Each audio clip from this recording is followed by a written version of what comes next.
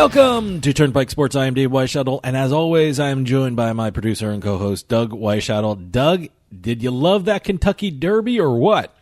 I have to admit, this is the first Derby experience that everybody is talking about. Of course, everyone's talking about it. It's never a horse has been DQ'd in the late 60s, but 68. That was a failed drug test after the race. A day after the race, but nothing like this. I have never seen anything like this, and I'm guessing this is going to end up in court somewhere. Well, appeal was denied, and they're gonna go to court at some point. I mean, this is one thing about you'll never forget these horses. Who's involved? I mean, you'll never forget Country House or Country Home See, I already forgot him. I already forgot the name. Yeah, but Maximum Security. Boy, geez. And we'll talk a little bit more about that in one of the exits coming up. So, yep. It's actually been a great sports week in terms of not only the horse racing, but also the playoffs for the NBA, the NHL. Oh, yeah, no. It's been great. And coming up later in the show, I have a great interview with Ari Fox. He's the executive with Fox Marketing and the creator of the Casino Esports Conference. And now they're working with Clarion Gaming, and he's bringing this amazing conference to ICE North America, being held in Boston, Massachusetts, May 13th to the 15th, and we're going to hear all about it from Ari. And it's actually the very first be a fascinating interview. It's actually the first ICE conference in North America. It's the International Casino Expo. That's what ICE stands for. And with Ari is an expert in esports, and he's going to tell us all about esports, what casinos can do to get involved with esports. So it's a great interview. Yeah, he's always good. We've had him on several years in a row now. Every year the Casino eSport Conference has happened. It's a separate conference in terms of the logistical aspects of it because it's part of Clarion Gaming. They have stuff going on with other Clarion Gaming events throughout the world, upcoming throughout the year too. Yeah. And their main one is still in Vegas. Yeah, no, but this one in Boston, May 13th to the 15th, is going to be really spectacular. That's ICE North America. So you guys check it out if you're interested in the casino business. Like I said, it's been a busy week. So let's take a ride on the Turnpike. And today's trip down the Turnpike is brought to you by Drizzly, your online liquor store. Available in over 95 cities across North America, Drizzly offers a huge selection and competitive pricing with a side of personalized content. Now there's no need to leave the house. Get alcohol delivered in less than an hour by Drizzly. Head on over to drizzly.com and order today. And now get $5 off your first order of $20 or more when using our promo code DRINK19 at checkout. Shop beer, wine, and liquor with drizzly.com. Exit 1. Okay, this week in sports betting, had a couple of different interesting things happen. First of all, congratulations to Montana. Absolutely, the 9th state to allow sports betting. Totally unexpected. I didn't see that coming. I mean, I would never think of sports betting in Montana to begin with, but they did pass their bill. First one in 2015, like you said, 9th state overall for legalized sports betting. It's going to be run by the lottery, like basically everybody else is doing. Yeah. I thought the interesting thing here was that the lottery running it are the same guys running the D.C. lottery that had all that, everyone up in arms there, Intralot. Okay. So they're not doing the bid for process request for bids from any of the other companies. They're doing it straight through the lottery operator Intralot. There's even a clause in there for a possible mobile sports betting down the road. That's what I was going to ask. It seems like mobile's the way to go if you want to make any real money. And if you're a state and you want to make real money, that's the way to go. Oh, yeah. But what's the stat now? New Jersey, it's like 80%. 80% of the profits from sports betting come from mobile. Yeah. So, you got to have mobile. And I think New Jersey's showing the way. I know Pennsylvania and New York are at some point going to have mobile sports betting. I think Pennsylvania's coming up pretty soon, as a matter of fact. But we'll see what happens with mobile sports betting in New York State. That'll be interesting to watch there. Speaking of interesting to watch, what the hell is going on in Rhode Island? I don't know. Boy, I guess there was a story that apparently they used the wrong numbers in the projections with regard to sports betting. And now something's happening with they're going to change the numbers, or what's happening? They've already downgraded the amounts they're expecting from sports betting almost by half, if not more. Sure. I think they went from $40 million expectation to $15 million. Mm-hmm. They supposedly when they made the budget and when they made up these projections, they, according to them, relied on the wrong numbers that were provided to them. It's turning into a kind of a weird battle between there. And now you have a lawsuit being brought to stop sports betting because it was implemented the wrong way. It should have. They're alleging it's unconstitutional. Because why? They want it as a referendum, and the voters can decide that, and that's why they're saying it's unconstitutional because there was no referendum. Is that what's going on? According to the way it was implemented, if they Rhode Island government felt that it was already implemented through the approved voter referendums in 2012 and 2016, it was already covered. Okay. So they didn't have to do any kind of amendments. So this lawsuit wants another referendum? Yeah, they want to bring it. They want it to stop. And also, there's talk that this is partly because of the guys are against mobile sports betting. Okay, so they're trying to stop that. Yeah, this is weird stuff. Yeah. Speaking of weird, I guess. By the way, I don't think that has any chance of working. No, I don't think that lawsuit's going to go anywhere. No, but speaking of weird, I guess this is weird. I think this is part of what's going to end up being a money grab for the NCAA. Mm-hmm. They've reversed their field, and they are now allowing championship events to happen in legalized sports betting states. Well, they have to. I mean, first off, all of a sudden, Nevada is becoming such a hotbed of sports.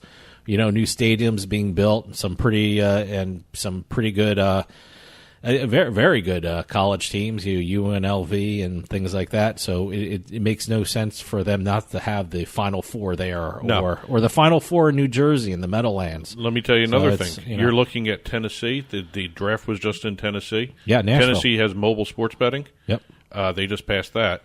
But not only do they have the draft, there's talk of a Major League Baseball team now expanding to. I was just reading that this morning. Okay, well, that should be interesting. So, Tennessee's going to become another hotbed. They've got the sports betting thing. I don't think you're going to have the ability to have an NCAA tournament without having it being this was just one of those things where the NCAA had to do. I mean, they're going to be cut out of some major markets. I mean, there's nothing like, going to the Meadowlands in New Jersey and seeing a Final Four, of NCAA, or going to Vegas and seeing a Final Four game. It should be.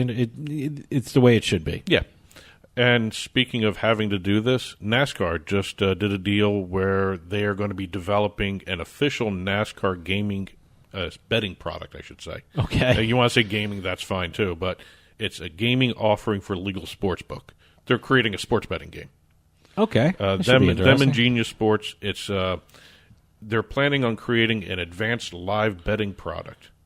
And again, fan engagement's the key phrase here. No longer integrity fee, it's fan engagement. That's key. So, fan engagement. Yeah. So now, wait a minute. Is this going to be like? I think the big thing in sports betting now is the in-play sports betting. This will be in-race. Race, so while the race is going on, you'll be able to bet while the race is going on. Here, right? This is the description. They're going to create a real-time gaming platform that provides up-to-the-minute odds and a suite of traditional wagers and prop bets.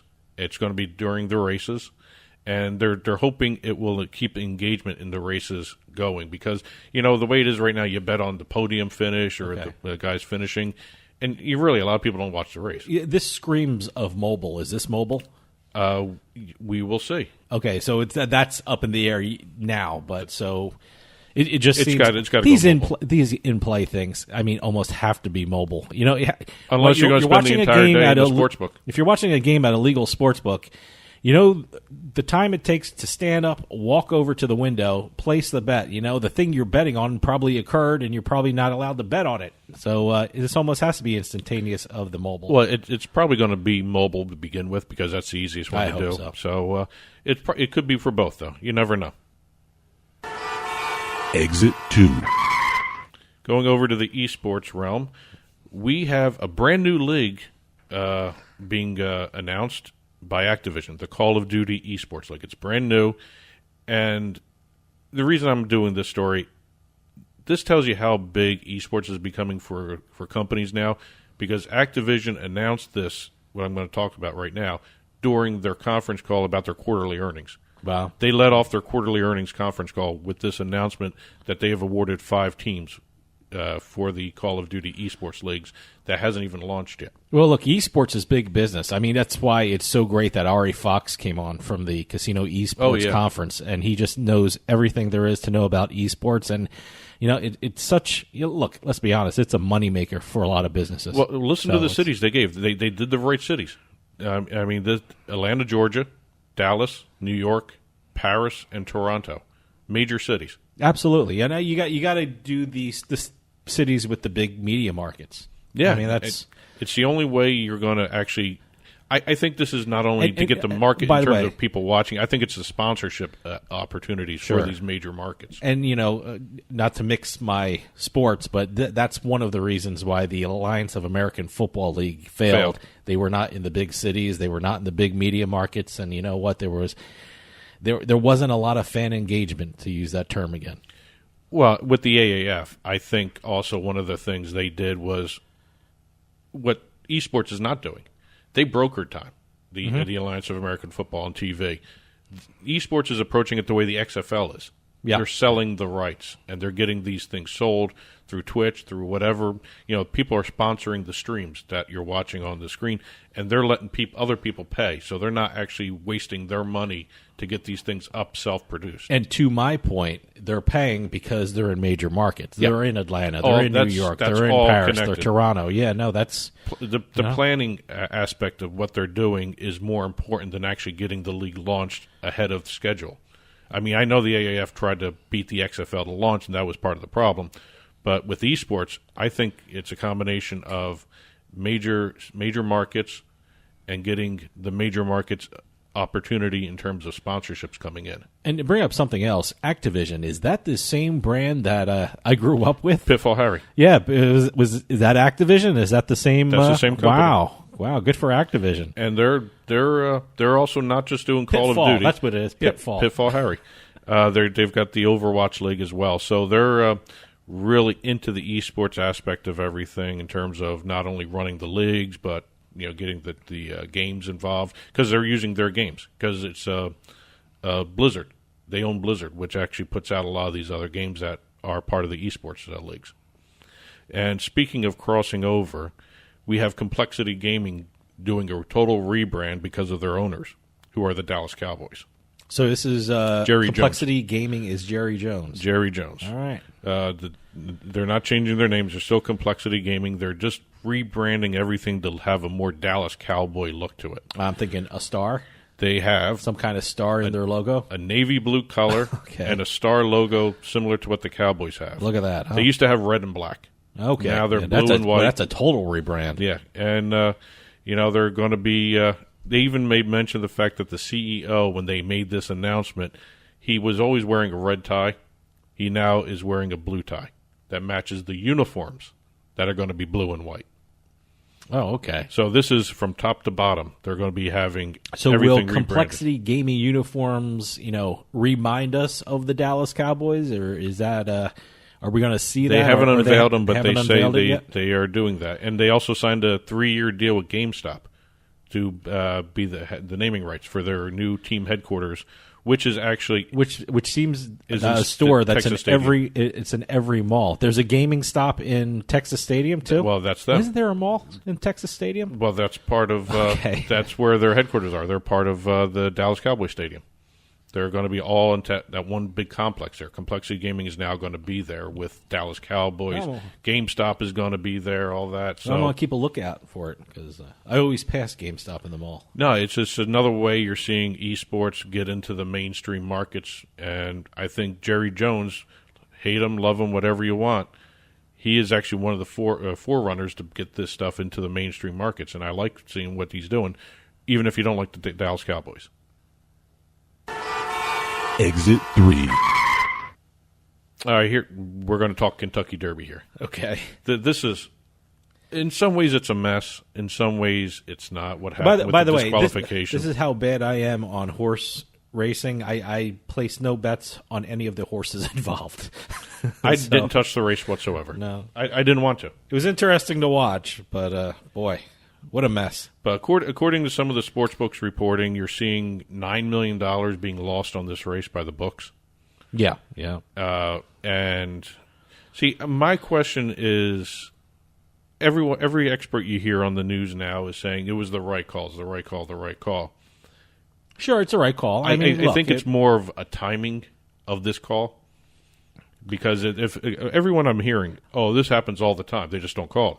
Why do they wait till this time? Or it happens all the time, and if this race was in, the Meadowlands on a Thursday afternoon, the horse would have been disqualified. And if the purse was $40,000 or $10,000 something like that. So I'm hearing everything from different sides. I'm hearing it was a right call, it's a bad call, it happens all the time, so you shouldn't let it happen, but it happens all the time, and it's disqualified all the time, so they did the right call. So it depends on who you talk to, who had money on it. See, I also, different opinions. I also think this is an effect or an after effect of legalized sports betting. I think this integrity stuff what is leading that. There was always betting in horse racing, so I guess, maybe people are more sensitive to it now. And let me tell you something. Everyone's complaining about the 20 minutes it took. I'd rather have them take 20 minutes and really examine it. I mean, if they took 5 minutes, they would have complained that it only took 5 minutes. It's better than that other DQ in the late 60s, which took a day. Well, the one thing, the 20 minutes is not a problem, because they should do it like what NASCAR does. Mm-hmm. When NASCAR's finished the race, really nothing becomes official until after the post-race inspection. Sure. And that they've lengthened that from 15 minutes to 30 minutes now. So you may see more and more of this stuff happening with horse racing, but I really think they were doing this extremely carefully because of all this talk about sports betting, the legalized sports betting this was the first Kentucky Derby in the legalized sports betting era. Okay. And you've got this integrity issue, and quite honestly, if it wasn't an objection raised by the jockeys, I don't think you would have seen this happen.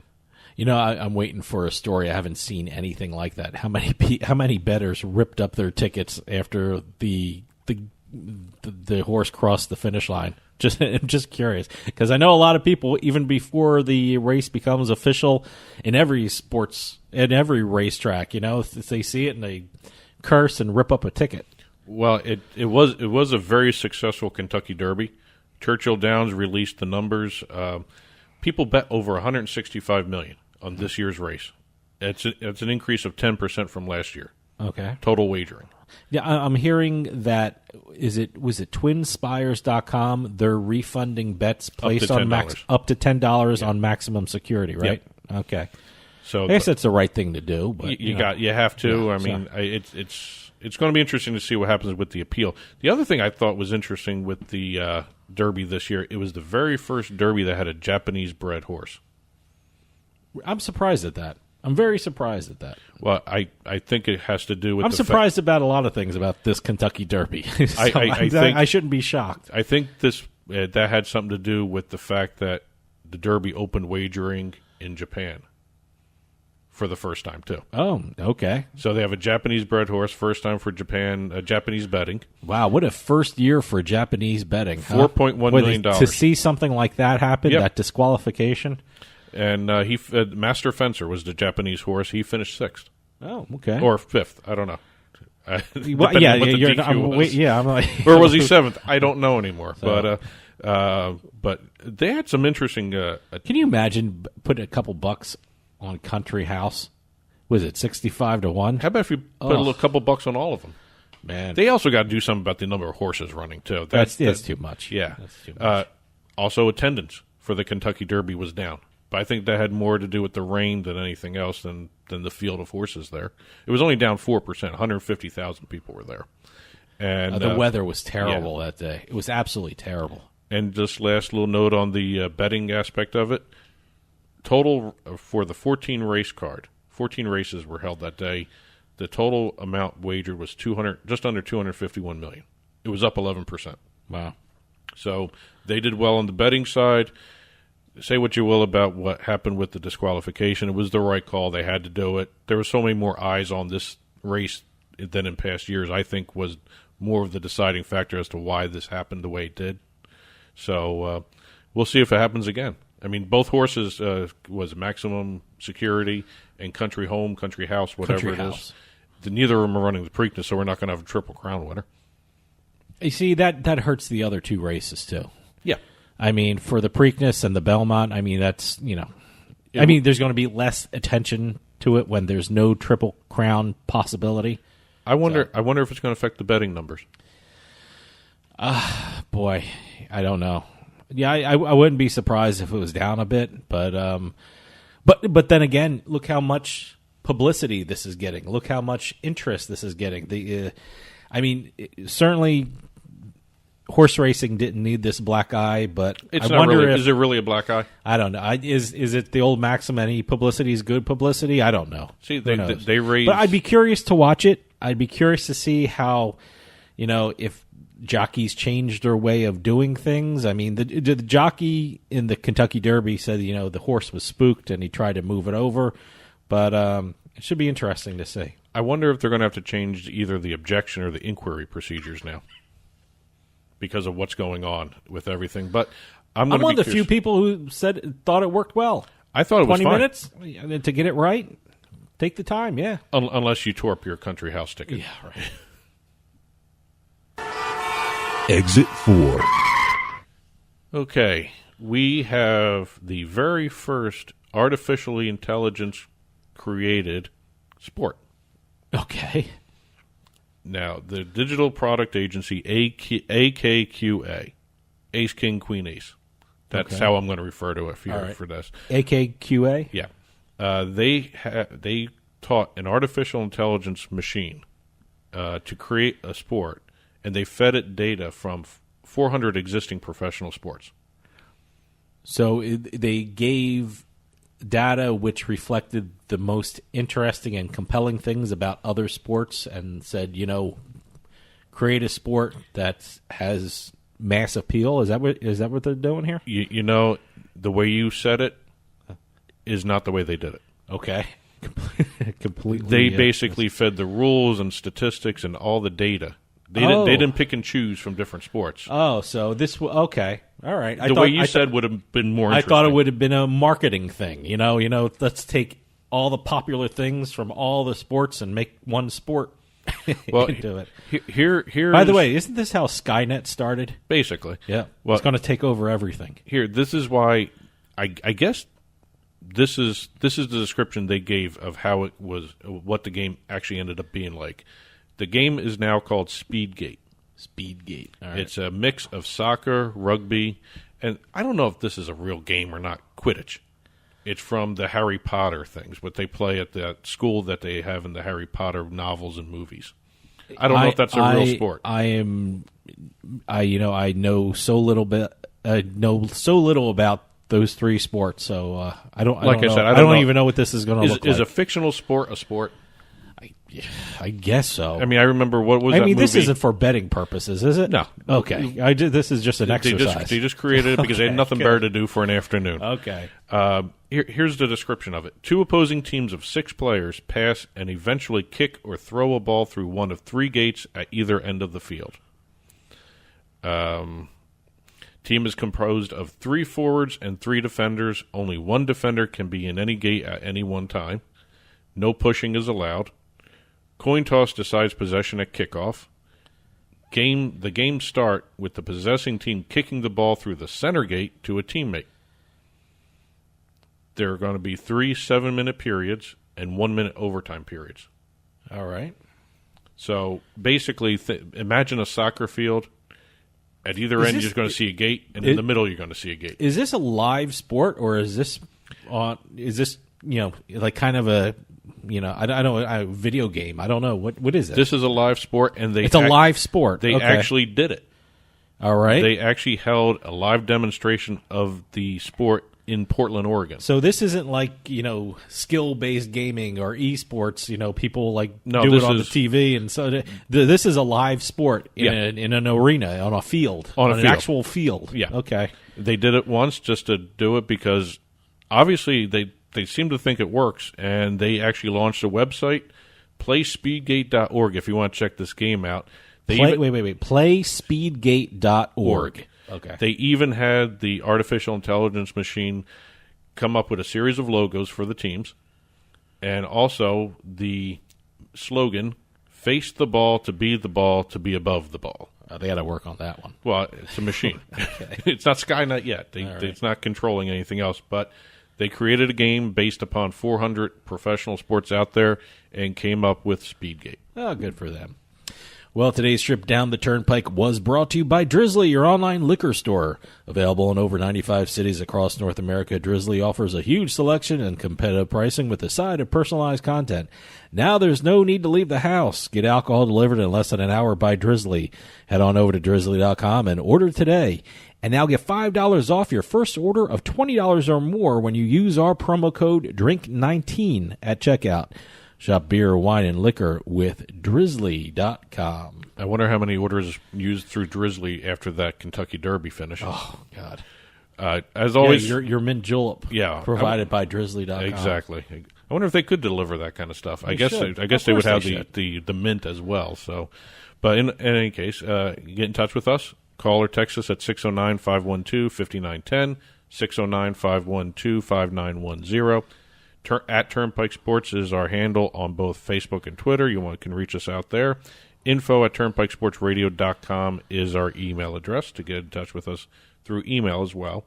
You can catch the show on Roku, Amazon Fire TV, and Apple TV. Just head on over to turnpikesportsradio.com, and you'll see the link there to catch the show on TV.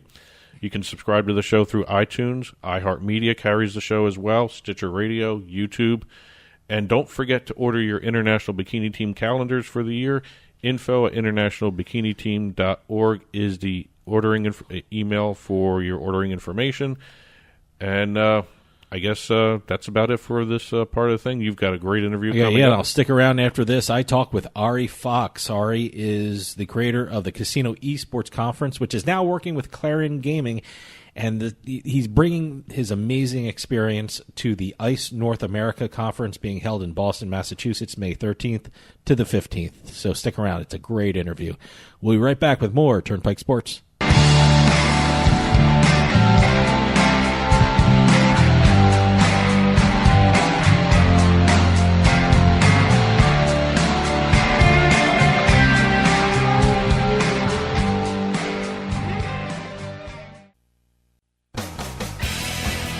Hey, this is Dave Weishottle from Turnpike Sports with this week's Bet Flash.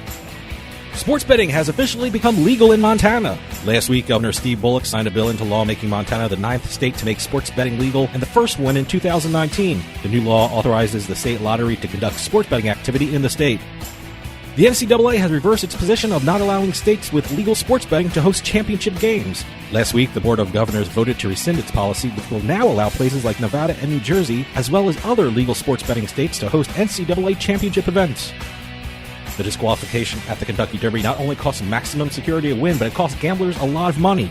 It is estimated that people who bet on maximum security lost approximately $9 million. TwinSpires.com, which is the online betting service owned by Churchill Downs, said it will refund bets up to $10 that were placed on maximum security. A very costly race. From the seaside to the desert, from the betting lines to the sites online, Turnpike Sports has got you covered. And be sure to follow us on Twitter at Turnpike Sports. New Jersey's sports betting market has exploded, and there's so many places to bet it can make your head spin. But PointsBet.com is the one online sportsbook you can't afford to ignore. PointsBet.com has everything a person would want in a sportsbook. Spread betting, moneyline betting, prop bets, you name it, you'll find it at PointsBet. Daily promos that can't be beat, odds boosters you won't find anywhere else, early payout promos, it's all at PointsBet.com. You can bet from anywhere in New Jersey using your mobile device. And now there's even a better reason to sign up with PointsBet.com. Go to PointsBet.com and sign up using our promo code PIKE, that's P-I-K-E, and you'll get 2 risk-free bets up to $1,000. PointsBet is the preferred sportsbook of superstars Allen Iverson and Darrelle Revis. They even have the Revis Betting Academy hosted by Darrelle Revis himself. So sign up today at PointsBet.com using our promo code PIKE and start having some real fun. That's promo code PIKE, P-I-K-E. PointsBet. Stay sharp. Must be 21 years or older and in New Jersey to place a bet. Terms and conditions apply. Gambling problem? Call 1-800-GAMBLER. How would you like your coffee delivered right to your door every month, maybe 2 times a month? Well, now that can happen with Bean Genius. Bean Genius sells freshly roasted coffee from some of the best independent coffee roasters in the country at beangenius.com. And Bean Genius actually learns their customers' individual taste preferences, then suggests future coffee blends for them. Well, how do they do that? Well, this is the cool thing about Bean Genius. Over at beangenius.com, they use an algorithm which learns the coffee flavors you like and then pairs up what you like with the coffee that they have in stock. And it's all based upon you. Every time you order, the system learns. The system learns your preferences as you go along and order more and more coffee. And now, all our listeners at Turnpike Sports can get a special offer. You head on over to beanggenius.com/subscription, and you'll be able to get 10% off your purchase when you use our promo code PIKE, P-I-K-E, at checkout. That's 10% off at beanggenius.com/subscription with promo code PIKE, P-I-K-E. beanggenius.com, the smart specialty coffee subscription service. I'll bet you $20 I can get you gambling before the end of the day. No way. I'll give you 3-1 odds. No. 5-1. No. 10-1. You're on.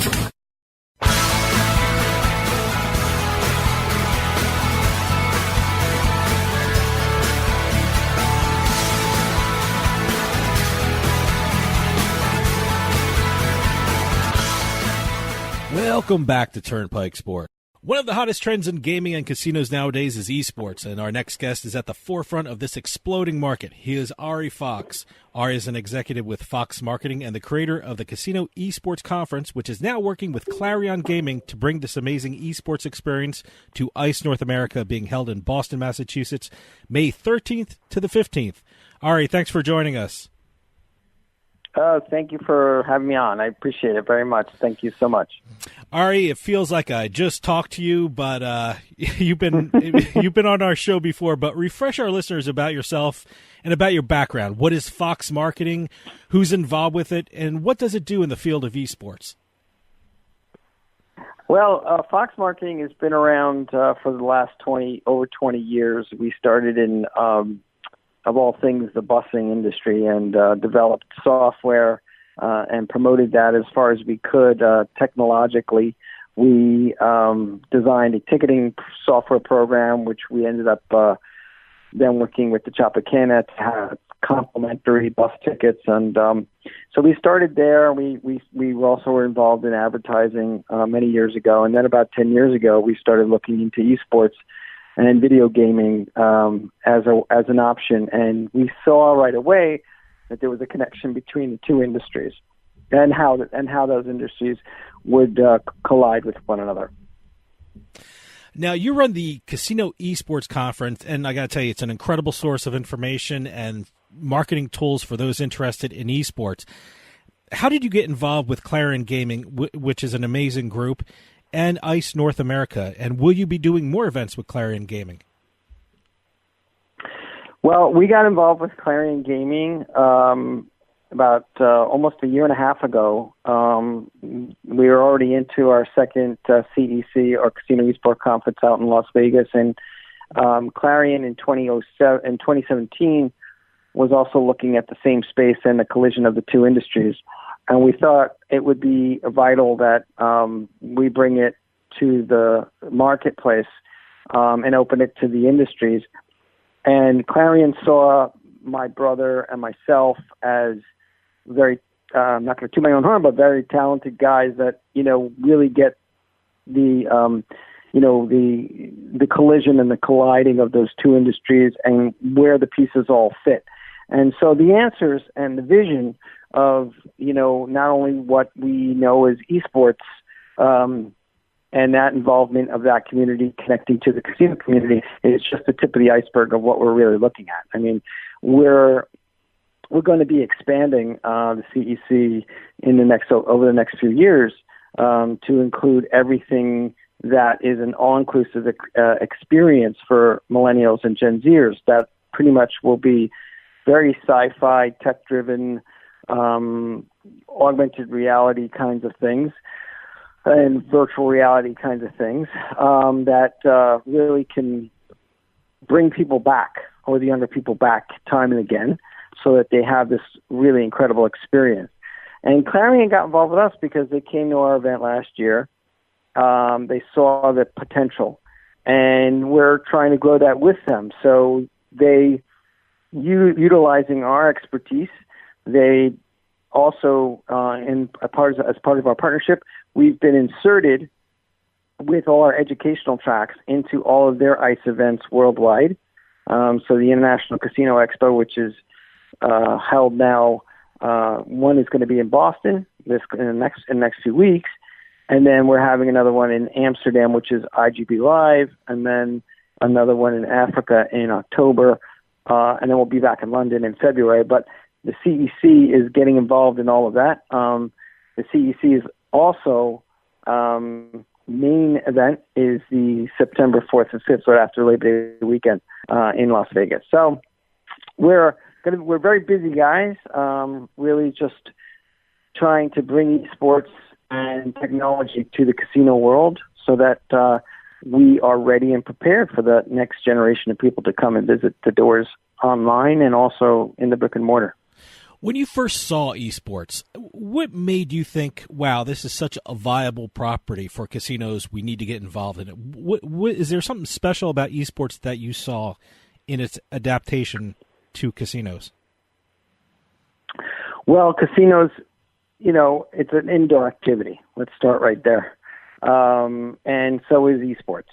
That's also an indoor activity. But it's almost as if like you couldn't, there's always traditional sports like baseball, football, etc.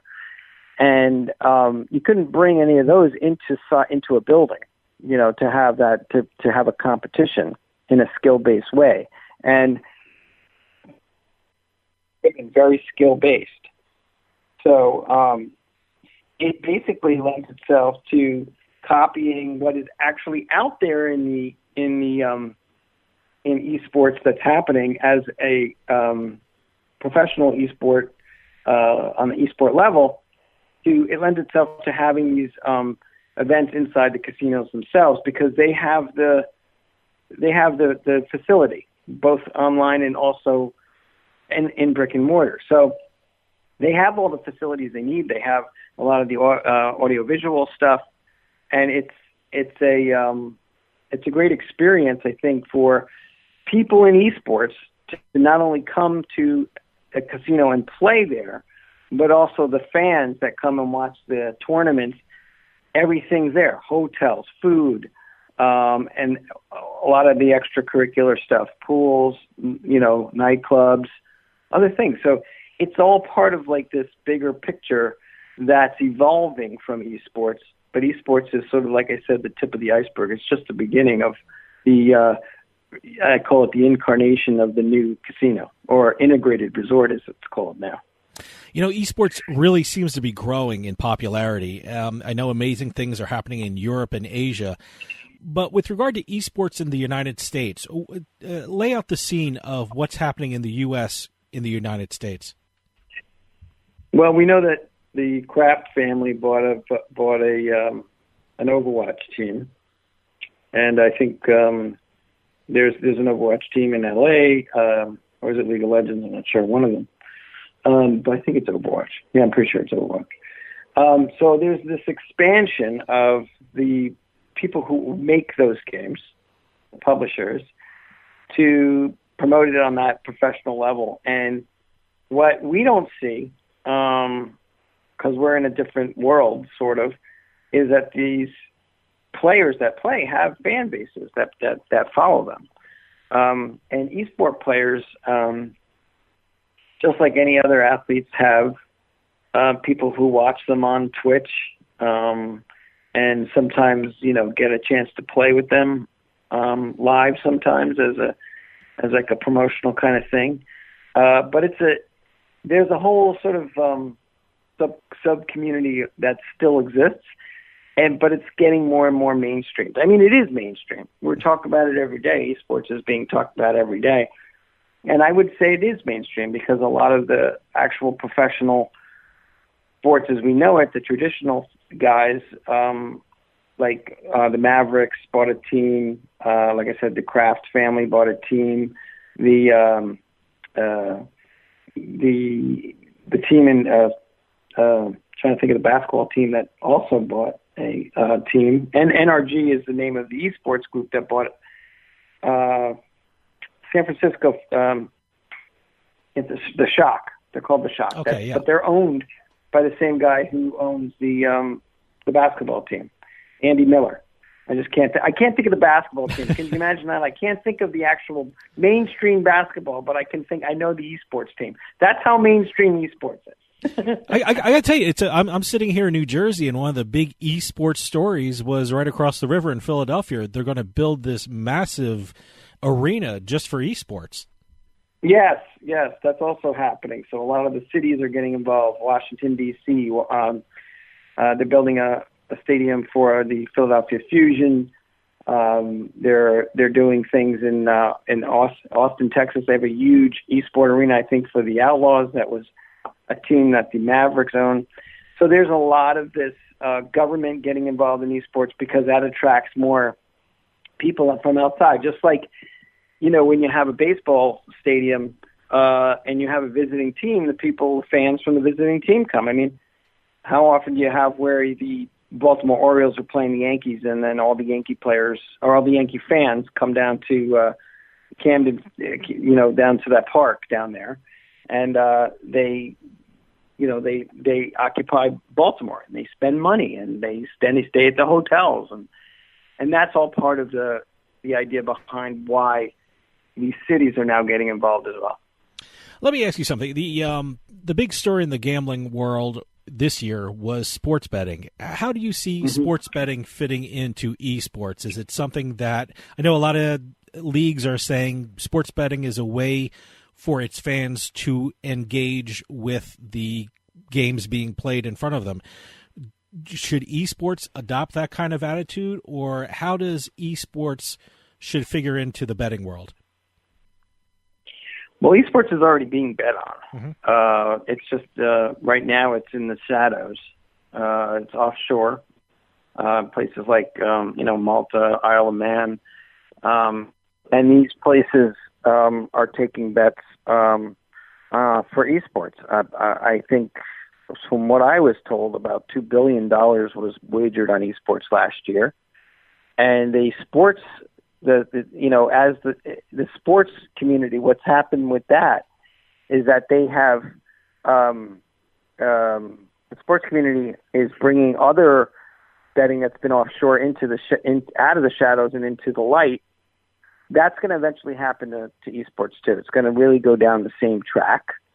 But right now, esports isn't at the level where it's getting there. There are people, and there's a lot of issues with it, which is why it has to go from the dark to the light, because there's a lot of problems with underage betting in esports, and that's a problem that the casino world can help in that way. So there is a meeting of the minds in what the esport industry needs and what the casino industry needs. I mean, we've got to remember the esports industry, as much as it's talked about in the last 10 years, is grown almost too fast for its ability to keep up with itself.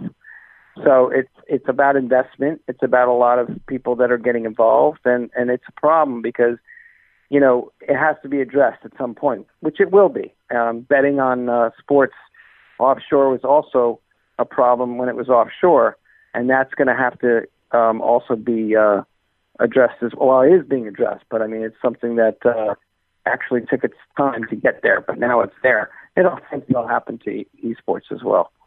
One of the more interesting things about esports, and we had a couple guests on our show that were involved with esports with college teams, and I know there was just a Boardwalk in Boardwalk Hall in Atlantic City, there was a college esports event there.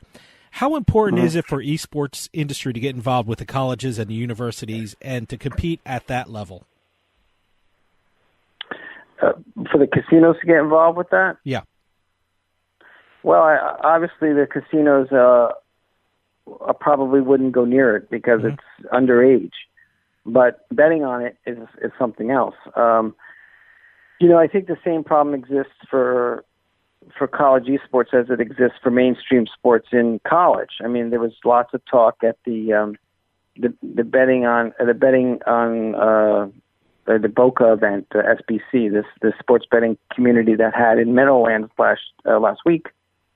There was talk about, how do you protect the integrity of college football, basketball, etc., when they're not paying the players. The colleges aren't paying those players.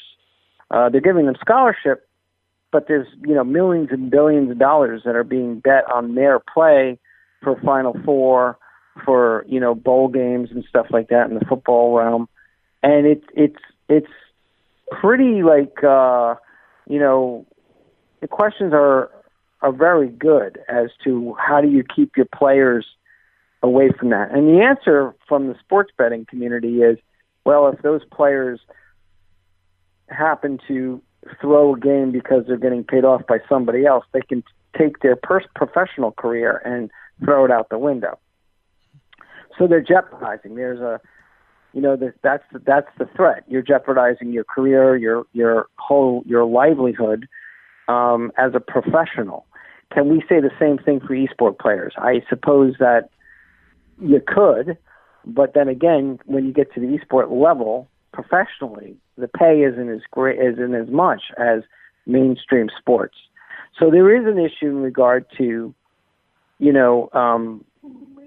college esports, but there is another factor that they're not really taking into consideration is the fact that it's technologically driven, that everything is got a timestamp and it's tracked, and they use artificial intelligence to track people's twitch rates, meaning the way that they work their controllers. Wow.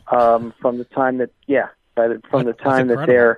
when they start, and the way that they're using their keypads and their keystrokes, all of that is calculated and watched scientifically, tracked statistically, and what that allows the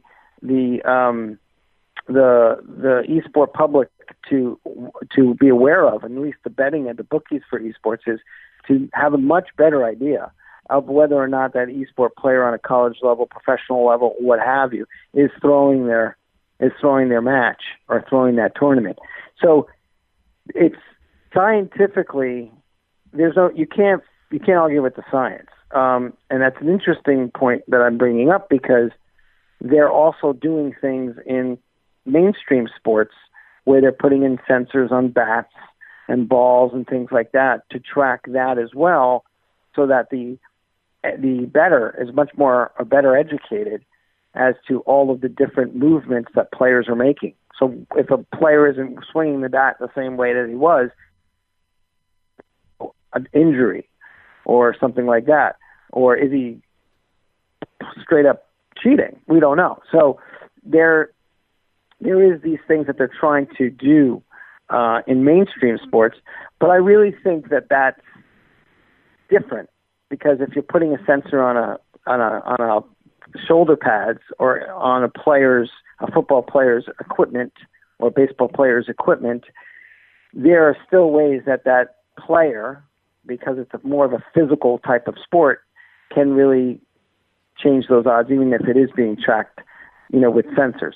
When you're using a computer keypad or or you're using a controller, you're typing in and you're generating certain algorithms and speeds of twitch, speeds of your rates of how you're moving your hands and your fingers, and that's all calculated. So if they see that there's something that's odd or off, then that's all tracked.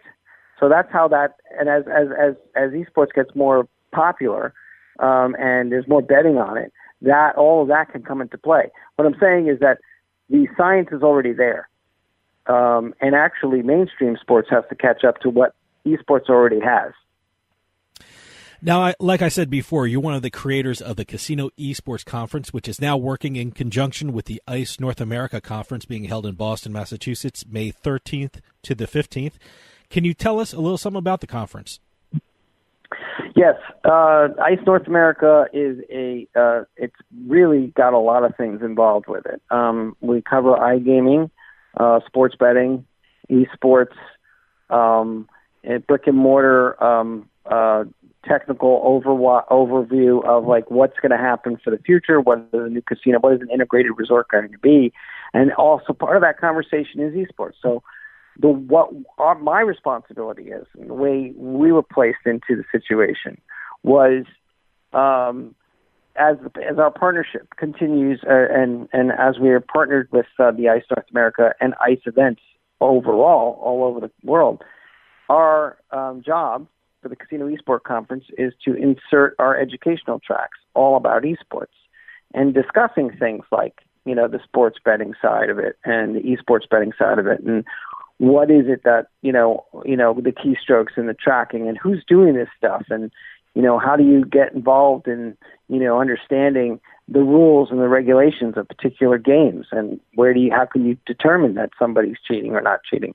So it's all of these things that are involved in regards to esports, and how do you throw a tournament, and what's the best way to throw a tournament, and how much is it going to cost you? And so all of the things of getting the casinos involved on every level is what the Casino Esports Conference does in our main event in September in Las Vegas. But throughout the year now, we will be inserting our educational tracks into ICE Clarion Gaming conferences. I was reviewing your conference topics regarding the esports, and one of the things that jumped out at me, you're having a seminar. How would a casino monetize an esports event? Right now, is that the big hurdle to the growth of the sport, showing casinos or other entities how they can make money using esports? Well, I mean, casinos right now are, making more money on hospitality than anything else. 20 years ago, 70% of the revenue was coming from slot play, and now it's down to like somewhere around 40. So they need to make up revenue differences in other places. And as what they're being called now as integrated resorts, their offering of esports can take on many levels. It can be like a concert where people are coming and watching professionals play. It could be something of a sports book where they can have people come and bet on esports. And it can be something like a peer-to-peer type of environment where there's more socialized gaming and people are playing against one another for money. On an amateur level. So there's so many, areas of that they can start. And so the question on where or how a casino can monetize esports isn't a very difficult one to answer. But it's a matter of them just understanding what is it that they want to offer. Do they want to offer current games that are out there right now that are popular and people play, or are they going to go and look for, their own esport type of games? And they're out there. So let's say it's not necessarily a Call of Duty game, but it's a there's a guy I saw at the Game Developers Conference. It's called Mutant Football. So it's kind of like Madden, but the players look like big monsters, and it's kind of like a Madden football game, but it's pretty cool. It's a good game, but it's not Madden. So it's a kind of a takeoff on Madden, but it's you can play with your friend, and it's not like the casino has to go to a major publisher like Electronic Arts like EA to ask permission to use the Madden game. They can go to this local publisher or this local game developer who happens to be in Chicago, and ask him if they could use his game. And I'm sure he'd be happy to do it because, someone who's small-time business who's creating competitive or socialized games would definitely be willing to offer and go through the hoops of regulating that game to be put on a casino floor. So there's so many games out there, from the ones that haven't been discovered to the ones that are actually being played today. And there's a lot of options that the casinos can do to introduce esports into their menu of things to do at their places. So yeah, I mean, there's that particular seminar is definitely very informative, and I think anybody who is running a casino, both an online casino and in brick and mortar, should really attend it. You brought up something interesting, what a casino has to think about. I know the Luxor has actually built an area for esports. When it comes to how much space does a casino need to facilitate esports, do they have to set off a huge chunk of their property for esports, or can they do it in a relatively economical way when I'm using their gambling floor? That's a good question. And many casinos, not all, but many have conference center areas that go empty on a daily basis. Just to section out a small area to begin it, like to just as like a sort of lounge. I mean, this is what the Downtown Grand did in Las Vegas. They have an area that is exclusively set up for esports. It's not big. It's across the street, but it's part of the same campus as the Downtown Grand, and it's a place where they have local tournaments, and that's how you start in this industry, in the esports industry. It's really, if you don't want to bite, you don't want to bite off more than you can chew. You start small, and you build your local, community for whatever games could be popular for that area. We have talks about this at the CEC that there are certain areas of the country that have more popularity for certain games than others. So if you're more closer to a urban area, then you're probably going to do better with what they call the fighting games, like Street Fighter V, Tekken, Pokken, or Soul Calibur, any of those games that are Bandai Namco, which is the publisher that puts them out, or Capcom games. So those happen to be way more popular in urban areas. More rural areas tend to sometimes gear towards Call of Duty or CS:GO, which is Counter-Strike Global Offensive, Dota games. Dota is also an older title, so if you're looking for if you're looking for a more mature group, Dota is something that you might be considering. But there's a lot of promotion, marketing that goes into it, and you got to know how to do that right, and you got to know your audience. So it's an issue of whether it's like basically dating a new girl. You got to find out what she's all about, her likes and dislikes, and that's what the casino has to think about. What are the likes and dislikes of the girl that I'm going to go out on a date with, and figure that out. Where do you see the future of esports in the next 5 years? Do you see it in more casinos? Do you see it more televised on more channels? What's the future for esports? Well, it's funny because the communities or the people that watch esports are millennials and Gen Zers mostly. And the reason why I bring them up is because many of them don't watch TV. They don't watch channels or What they'll do is that most of the time, I would say 90% of the time, they're going to watch a match or something on Twitch or YouTube gaming or Facebook gaming, and they watch it on their computers or their iPads or something like that. What do I see as the future? I mean, I think esports is going to continue to grow. I think there's going to be new titles that come out and new games that come out. Just in the last few years, we saw Fortnite came out, but that was a much older crowd. But then EA came out with Apex Legends, which is another game. So Apex Legends was similar to Fortnite in its a battle royale type style, but it really got 25 million users within the first week.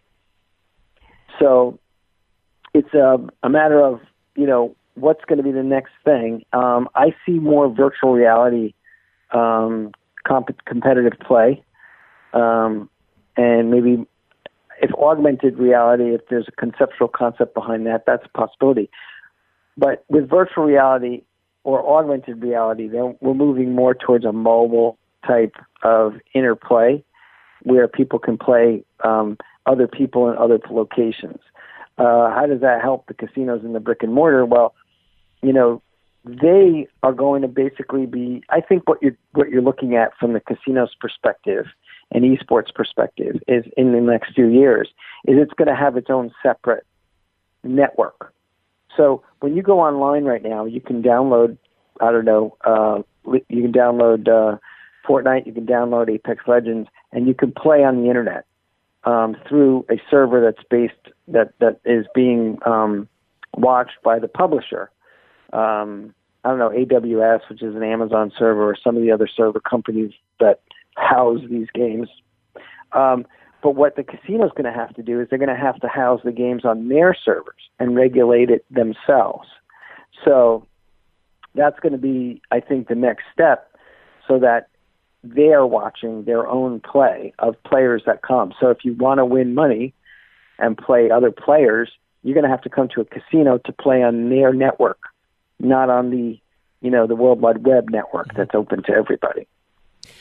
Ari, remind the audience again where people can register for the ICE North America Conference being held in Boston, Massachusetts, May 13th through the 15th, and where people can go to find out about other upcoming events with the Casino Esports Conference and Clarion Gaming. The North American ICE event can be found at icenorthamerica.com, and that's all one word. And you can register today for spots there. I think they still have some booth space available, but I think it's almost closed. So you might miss it after this interview. But you could probably still get passes. I'm sure you can get passes up until the day of the event, it's being held at the Boston Convention Center. The IGB Live. Then after that. Further beyond that, there's an IGB Live event in Amsterdam, which I will have also eSport tracks regarding that's being promoted and sponsored by the CEC. Beyond that is then the actual Casino eSport Expo, which will be held at the Luxor in Las Vegas. That can be found at Casino eSport, CONF.com. No S with the eSport. So it's Casino eSport, CONF.com. And then in October, I think 2nd and 3rd of October, we will have ICE Africa, where we'll be holding an ICE event in Johannesburg, and the CEC will be there as well. So CEC is traveling the world. It's international. And with our partnership with Clarion, getting the entire global casino gaming community involved in esports and understanding it from every step of the way that it grows to be one of the biggest industries that we know of on the because esports, as we know, is entertainment and sports at the same time, which is fascinating. Never been seen before. Ari Fox, executive with Fox Marketing and the creator of the Casino Esports Conference, now working with the ICE North American Conference being held in Boston, Massachusetts, May 13th to the 15th. Thanks so much for joining us and telling us all about the event. Thank you so much for having me. Well, we'll talk to you soon. Stick around. We'll be right back with more Turnpike Sports.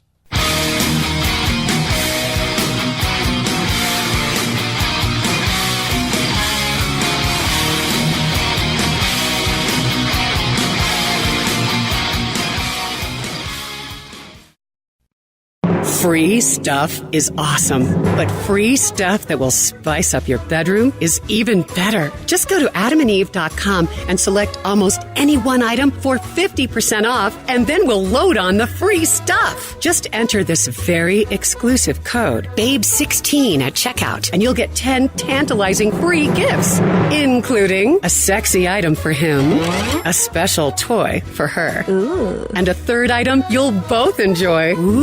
And 6 extra special bonus items that are sure to rev your engine, pique your curiosity, and even blow you away. Plus, free shipping! Always sent in discreet packaging. Go to adamandeve.com now. Get 50% off plus the 10 free gifts when you enter the exclusive offer code BABE16. That's BABE16, because without it, no free stuff. That's BABE16 at adamandeve.com. We'll get back to Turnpike Sports in a minute, but I want to talk to you about New Jersey's newest and I think best sportsbook, PointsBet.com. That's right, PointsBet has it all. Spread betting, moneyline betting, prop bets, you name it, you'll find it at PointsBet. And you can bet from anywhere in New Jersey using your mobile device. It's the only place with points betting where every point matters because every point pays. Now, PointsBet has one of the best sign-up offers in the state. Go to PointsBet.com and sign up using our promo code PIKE. That's PIKE, and you'll get a $50 bonus bet plus 2 risk-free bets up to $1,000. It's the preferred sports book of Allen Iverson and Darrelle Revis. They even had the Revis Betting Academy hosted by NFL great Darrelle Revis. So sign up today at PointsBet.com using our promo code PIKE and start having some real fun. That's promo code PIKE, P-I-K-E. PointsBet. Stay sharp. Must be 21 years or older and in New Jersey to place a bet. Terms and conditions apply. Gambling problem? Call 1-800-GAMBLER.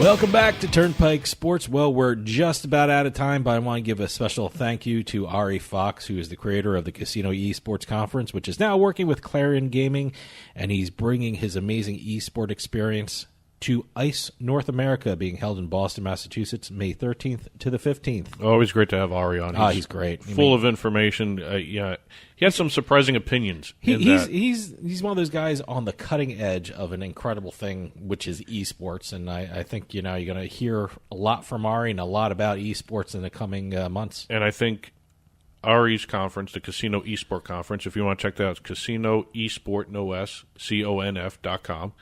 The fact that they're now partnered with Clarion Gaming, who probably puts on some of the best gaming expos throughout the world, I think that's a partnership that's great for both sides.